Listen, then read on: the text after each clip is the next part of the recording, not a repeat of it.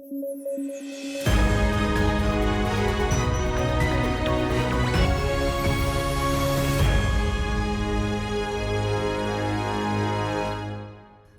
News at 9 programme में आपका स्वागत है। मैं हूं अमृत उपाध्याय। आइए जल्दी से देखें आज की हेडलाइंस।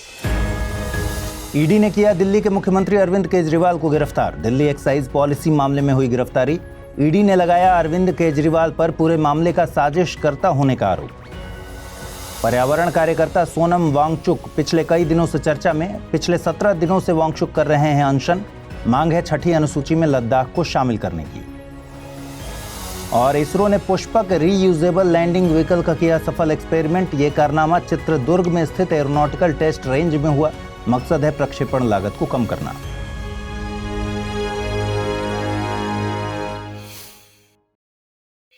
आइए शुरू करें। दिल्ली के मुख्यमंत्री और आम आदमी पार्टी के संस्थापक अरविंद केजरीवाल को दिल्ली एक्साइज पॉलिसी मामले में प्रवर्तन निदेशालय यानी कि ईडी द्वारा गिरफ्तार कर लिया गया। मामले में पूछताछ के लिए अरविंद केजरीवाल को प्रवर्तन निदेशालय द्वारा 9 समन जारी किए गए थे, पर केजरीवाल साहब ने पूछताछ के लिए हाजिर होने की जहमत नहीं उठाई, वो हाजिर नहीं हुए।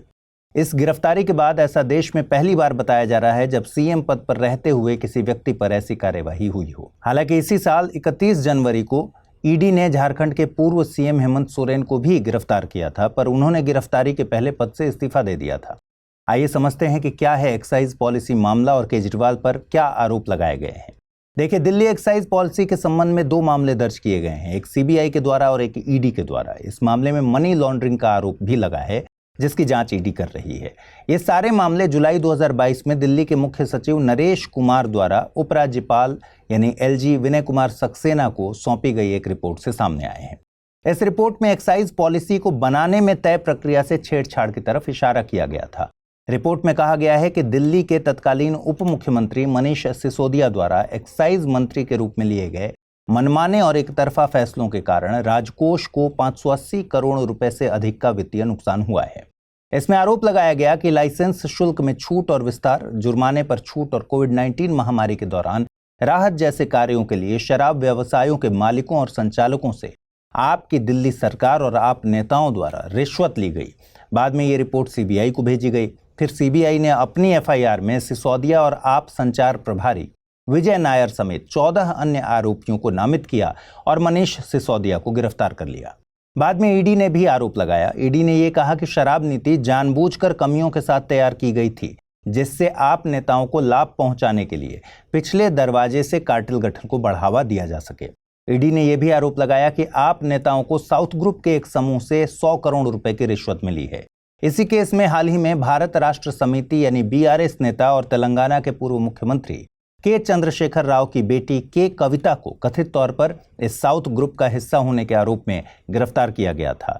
जिन अन्य लोगों पर समूह का हिस्सा होने का आरोप है उनमें ओंगोल के सांसद मंगुटा श्रीनिवासुलु रेड्डी के बेटे राघव मंगुटा, पीवी रामप्रसाद रेड्डी के बेटे पी शरत चंद्र रेड्डी और हैदराबाद स्थित अरबिंदो फार्मा के सह संस्थापक शामिल हैं। ईडी के अनुसार इस समूह ने बेरोक टोक पहुंच और अनुचित लाभ इत्यादि प्राप्त किया और स्थापित थोक व्यवसायों और कई खुदरा क्षेत्रों में हिस्सेदारी हासिल की। कविता की गिरफ्तारी के बाद ईडी ने पहली बार आरोप लगाया था कि इस पूरे मामले में मुख्यमंत्री अरविंद केजरीवाल एक साजिशकर्ता थे। मामले में 18 मार्च को ईडी की जांच से पता चला कि के कविता ने अन्य लोगों के साथ मिलकर दिल्ली एक्साइज पॉलिसी के निर्माण और कार्यान्वयन में लाभ पाने के लिए अरविंद केजरीवाल, मनीष सिसोदिया समेत आपके शीर्ष नेताओं के साथ साजिश रची थी। इन एहसानों के बदले में कविता ने आपके नेताओं को 100 करोड़ रुपए का भुगतान भी किया था। ये सारे आरोप लगे हुए हैं। जाने माने पर्यावरण कार्यकर्ता सोनम वांगचुक पिछले कई दिनों से चर्चा में हैं। आपको बता दें कि सोनम वांगचुक पिछले 17 दिनों से शून्य से नीचे तापमान और खुले आसमान के नीचे अनशन कर रहे हैं। हाल ही में सोनम वांगचुक के समर्थन में लद्दाख के कारगिल शहर में बंद घोषित किया गया था और सैकड़ों स्थानीय लोग इसके समर्थन में सामने आए। आइए जानते हैं कि सोनम वांगचुक की मांग आखिर क्या है। आपको बता दें, सोनम वांगचुक अनशन इसलिए कर रहे हैं ताकि केंद्र सरकार इनकी सुन ले और लद्दाख को राज्य का दर्जा और छठी अनुसूची में लद्दाख को जगह मिल जाए। देखिए, लद्दाख को 2019 में केंद्र शासित प्रदेश का दर्जा मिला था। उसके बाद से ही लद्दाख को संविधान की छठी अनुसूची में शामिल करने की मांग उठाई जा रही है। वांगचुक ने यह भी चेतावनी दी है कि अगर कुछ न किया गया तो पिघलते ग्लेशियर्स का असर 2 अरब लोगों पर पड़ेगा। आपको बता दें कि लद्दाख और आसपास के हिमालय के ग्लेशियर्स को ग्रह का तीसरा ध्रुव माना जाता है। इसमें ताजे पानी का सबसे बड़ा भंडार है और इससे 2 अरब लोगों को भोजन मिलता है, जो ग्रह की कुल आबादी का 1/4 है। और दुविधा यह है कि जलवायु परिवर्तन के साथ साथ मानव गतिविधि के कारण उत्सर्जित कार्बन के कारण ग्लेशियर तेजी से पिघल रहे हैं। वांगचुक का कहना है कि अगर लद्दाख की नाजुक परिस्थिति में खनन और अन्य उद्योगों की अनुमति दी गई तो कुछ ही समय में ग्लेशियर पिघल जाएंगे। इन्होंने आगे कहा कि वाहनों से निकलने वाला धुआं सफ़ेद चमचमाती बर्फ पर बैठ जाता है और इसे बहुत तेजी से पिघलाता है। यदि ये जारी रहा तो हम जलवायु शरणार्थी बन सकते हैं। इसका मतलब ये भी है कि पूरे उत्तर भारत में सर्दियों के महीने से लेकर वसंत तक पानी के भंडार ही नहीं होंगे। आइए समझते हैं कि छठी अनुसूची क्या है। देखिए, बारदलोई कमेटी की सिफारिशों पर संविधान में छठी अनुसूची को जगह दी गई थी। छठी अनुसूची में संविधान के अनुच्छेद 244(2) और अनुच्छेद 275(1) के तहत विशेष प्रावधान किए गए हैं। छठी अनुसूची का संबंध असम, मेघालय, त्रिपुरा और मिजोरम राज्यों के जनजातीय क्षेत्रों के प्रशासन से है। इस अनुसूची के तहत जनजातीय क्षेत्रों में स्वायत्त जिले बनाने का प्रावधान है। राज्य के भीतर इन जिलों को विधायी, न्यायिक और प्रशासनिक स्वायत्तता मिलती है। राज्यपाल को छठी अनुसूची के तहत यह अधिकार मिलता है कि वे इन जिलों की सीमा घटा सकते हैं, बढ़ा सकते हैं, इनमें परिवर्तन कर सकते हैं। अगर किसी जिले में अलग अलग जनजातियां हैं तो वहां कई ऑटोनोमस डिस्ट्रिक्ट बनाए जा सकते हैं।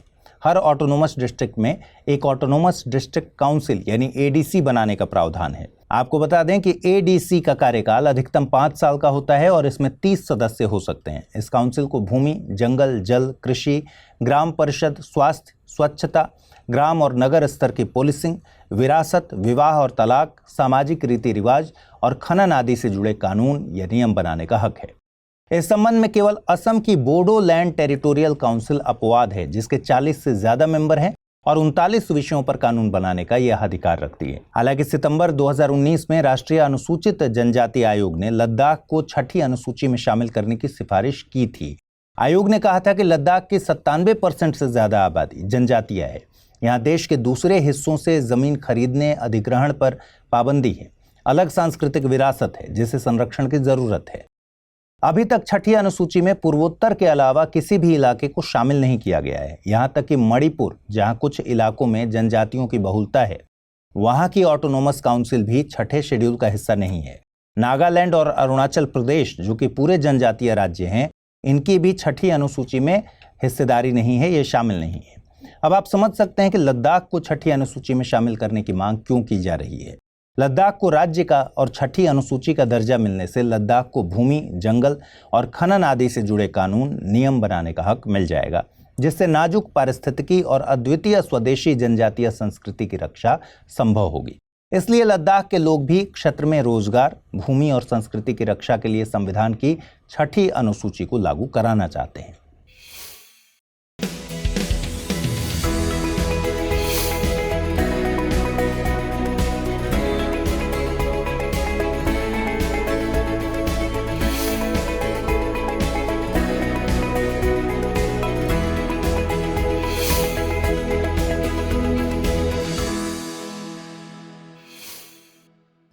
हाल ही में भारतीय अंतरिक्ष अनुसंधान संगठन इसरो ने Pushpak reusable landing vehicle RLV-LEX-02 के लैंडिंग एक्सपेरिमेंट को सफलतापूर्वक अंजाम दिया। इसरो ने यह कारनामा चित्रदुर्ग में स्थित एरोनॉटिकल टेस्ट रेंज में कर दिखाया है। इसरो ने इस एक्सपेरिमेंट का पूरा डिस्क्रिप्शन दिया है। इसरो ने बताया कि पंखों वाले वाहन, जिसे पुष्पक कहा जाता है, को भारतीय वायुसेना के चिनूक हेलीकॉप्टर द्वारा उठाया गया और 4.5 किलोमीटर की ऊंचाई से छोड़ा गया। रिलीज होने के बाद जब यह रनवे से 4 किलोमीटर की दूरी पर पहुंचा तो पुष्पक ने स्वायत्त रूप से क्रॉस रेंज सुधारों के साथ रनवे पर ठीक से उतरने का कारनामा किया और अपने brake, parachute, landing gear brake और नोज व्हील स्टीयरिंग सिस्टम का उपयोग करके रुक भी गया। कुल मिलाकर आसान भाषा में समझिए तो इस विमान को ऊंचाई से छोड़ा गया और ये तय जगह पर सेफ तरीके से उतर गया। देखिए, नॉर्मल लॉन्चिंग व्हीकल उड़ान भरते हैं, अपने साथ पेलोड ले जाते हैं, पेलोड को निर्धारित कक्षा में रखते हैं और खुद फना हो जाते हैं। मतलब normal launching vehicle one time use के लिए बने हैं। अब आजकल अंतरिक्ष प्रौद्योगिकी के क्षेत्र में भी बड़ा कंपटीशन है। हर एक छोटा देश कम लागत में अपना उपग्रह लॉन्च करवाना चाहता है। और वन टाइम यूज वाले नॉर्मल लॉन्चिंग व्हीकल लॉन्चिंग लागत को कम नहीं कर सकते और नॉर्मल लॉन्चिंग व्हीकल से अंतरिक्ष कचरे की समस्या भी बढ़ने का डर रहता है।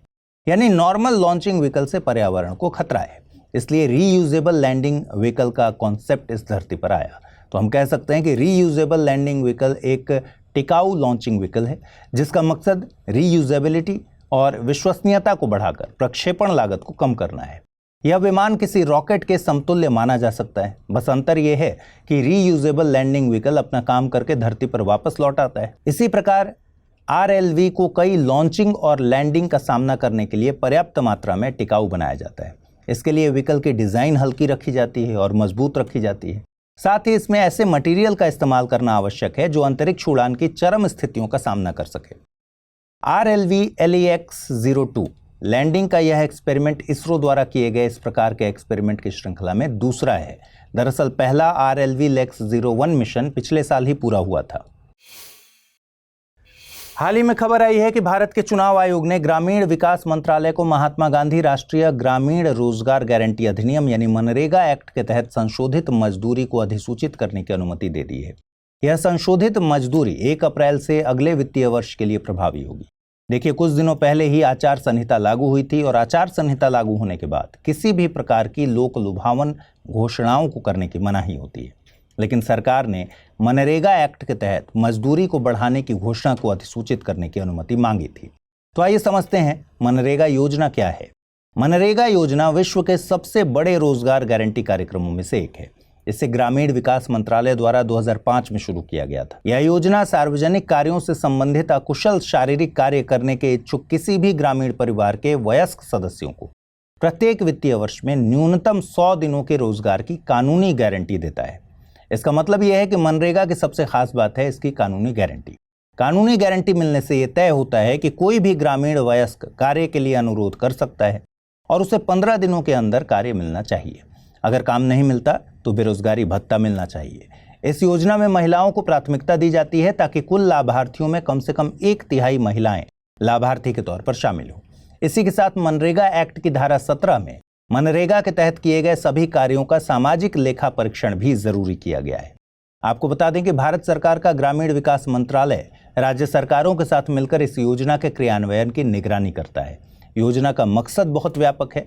योजना मुख्य रूप से ग्रामीण भारत में गरीबी रेखा से नीचे रहने वाले लोगों को अर्ध या अकुशल कार्य प्रदान करती है, जिससे ग्रामीण लोगों की क्रय शक्ति में सुधार लाया जा सके और अंततः देश में अमीर और गरीब के बीच के अंतर को कम किया जा सके। चलिए अब यह भी समझिए कि मनरेगा श्रमिकों के लिए मजदूरी दरें कैसे तय की जाती हैं। दरअसल केंद्र सरकार मनरेगा एक्ट 2005 की धारा 6 की उपधारा 1 के तहत मनरेगा श्रमिकों के लिए राज्यवार मजदूरी दरें तय करता है। मजदूरी दरें CPIAL consumer price index agriculture labourer के अनुसार तय की जाती है। यह इंडेक्स ग्रामीण क्षेत्रों में मुद्रास्फीति में वृद्धि को दर्शाता है। आइए अब जल्दी से देखें आज के रैपिड न्यूज में क्या है खास। पानी के महत्व को समझाने और उसके प्रति जागरूकता बढ़ाने के लिए हर साल 22 मार्च को विश्व जल दिवस मनाया जाता है। इस वर्ष विश्व जल दिवस की थीम शांति के लिए जल का लाभ उठाना रखी गई है। आपको बता दें, वर्ष 1992 में ब्राजील के रियो डी जेनेरियो में संयुक्त राष्ट्र के एक सम्मेलन में इसे मनाए जाने का निर्णय लिया गया था और 1993 में पहली बार विश्व जल दिवस मनाया गया था। वहीं वर्ष 2010 में संयुक्त राष्ट्र में सुरक्षित स्वच्छ पेयजल और स्वच्छता के अधिकार को मानवाधिकार के रूप में मान्यता दी गई थी। इंटरनेशनल टेलीकम्युनिकेशन यूनियन ने भारत को अपने डिजिटल इनोवेशन बोर्ड के सह अध्यक्ष के रूप में चुना है। इस बोर्ड में एशिया, यूरोप, अफ्रीका, उत्तर और दक्षिण अमेरिका में फैले ITU के 23 सदस्य देशों के दूरसंचार मंत्री और उपमंत्री शामिल हैं। इस बोर्ड का उद्देश्य अधिक समावेशी डिजिटल भविष्य के विकास में नवाचार और उद्यमिता को बढ़ावा देना है। त्रिपक्षीय अभ्यास IMT ट्रिलैट 2024 का आयोजन हुआ। यह IMT ट्रिलैट का दूसरा संस्करण है जो 2 चरणों में आयोजित होगा। यहाँ IMT ट्रिलैट से तात्पर्य है भारत, मोजाम्बिक, तंजानिया ट्राइलेटरल, और यही तीनों देश इस अभ्यास में हिस्सा लेते हैं। इस संयुक्त समुद्री अभ्यास का मकसद भारत, मोजाम्बिक और तंजानिया के बीच सहयोग को मजबूत करना है। IMT ट्रिलैट अभ्यास का पहला संस्करण पिछले साल 22 अक्टूबर को आयोजित किया गया था। हाल ही में Pankaj Advani billiards hall of fame में शामिल हुए। पंकज आडवाणी की फोटो लगाकर उन्हें इसे हॉल ऑफ फेम में शामिल किया गया। यह बिलियर्ड्स म्यूजियम चीन के शांगराओ शहर में स्थित है। अभी हाल ही में उन्होंने 26वां अंतर्राष्ट्रीय बिलियर्ड्स और स्नूकर महासंघ का खिताब जीता था। वे अब तक कुल 26 वर्ल्ड टाइटल जीत चुके हैं, जिनमें 18 बिलियर्ड्स और 8 स्नूकर के वर्ल्ड टाइटल शामिल हैं। इसके अलावा पंकज आडवाणी को कई राष्ट्रीय पुरस्कारों से सम्मानित किया गया है, जैसे पद्म भूषण, पद्मश्री और मेजर ध्यानचंद खेल रत्न आदि। National internet exchange of India और इलेक्ट्रॉनिक्स और सूचना प्रौद्योगिकी मंत्रालय ने भाषा नेट पोर्टल लॉन्च किया है। इसे यूनिवर्सल एक्सेप्टेंस डे पर आयोजित एक कार्यक्रम के अवसर पर किया गया। इस कार्यक्रम का विषय भाषा नेट सार्वभौम स्वीकृति की ओर प्रोत्साहन रखा गया था। पोर्टल का मुख्य उद्देश्य पूरे देश में डिजिटल समावेशन को बढ़ावा देना है। यह एक बहुभाषीय इंटरनेट और सार्वभौमिक स्वीकृति पहल है। यह भाषा की रुकावट के बिना डिजिटल माध्यम में आसानी से संवाद करने, आदान प्रदान करने और जानकारी प्राप्त करने के लिए एक इकोसिस्टम प्रदान करेगा। भारतीय ओलंपिक संघ ने आगामी पेरिस ओलंपिक के लिए कई नामों का चयन किया। इस बार पेरिस ओलंपिक भारतीय ध्वजवाहक के रूप में टेनिस खिलाड़ी अचंता शरथ कमल के नाम की घोषणा की गई। वहीं विश्व चैंपियन मैरी कॉम को पेरिस में भारतीय खिलाड़ियों के लिए मिशन प्रमुख के रूप में चयनित किया गया। शेफ दे मिशन या मिशन प्रमुख अंतर्राष्ट्रीय स्पर्धा में खेल प्रतिनिधि मंडल का प्रमुख होता है। आइए अब जल्दी से देखें आज के बुलेटिन पर आधारित क्या प्रश्न बन सकते हैं। पहला सवाल है, विश्व जल दिवस से संबंधित निम्नलिखित कथनों पर विचार कीजिए। वर्ष 1992 में ब्राजील के रियो डी जेनेरियो में आयोजित संयुक्त राष्ट्र के एक सम्मेलन में इसे मनाए जाने का निर्णय लिया गया था और 1993 में पहली बार विश्व जल दिवस मनाया गया था। वर्ष 2010 में संयुक्त राष्ट्र ने सुरक्षित स्वच्छ पेयजल और स्वच्छता के अधिकार को मानवाधिकार के रूप में मान्यता दी थी। उपरोक्त कथनों के आधार पर सही विकल्प का चयन करना है। केवल एक सही है, केवल दो सही है, दोनों कथन सही हैं या फिर दोनों कथन गलत है। अगला प्रश्न है, छठी अनुसूची का संबंध निम्नलिखित में से किस राज्य के जनजातीय क्षेत्रों के प्रशासन से नहीं है? असम, मेघालय, नागालैंड, मिजोरम। आइए देखें पिछले बुलेटिन में आपसे क्या सवाल पूछे गए थे, उनके सही जवाब क्या हैं। सवाल पूछा गया था, चर्चा में आए रिवर्स फ्लिपिंग शब्द से रिलेटेड निम्नलिखित कथनों पर विचार कीजिए। रिवर्स फ्लिपिंग विदेशी स्टार्टअप्स द्वारा अपनी कंपनियों के मुख्यालय भारत में स्थानांतरित करने से संबंधित है। आर्थिक सर्वेक्षण 2022-23 में रिवर्स फ्लिपिंग की अवधारणा को मान्यता दी थी।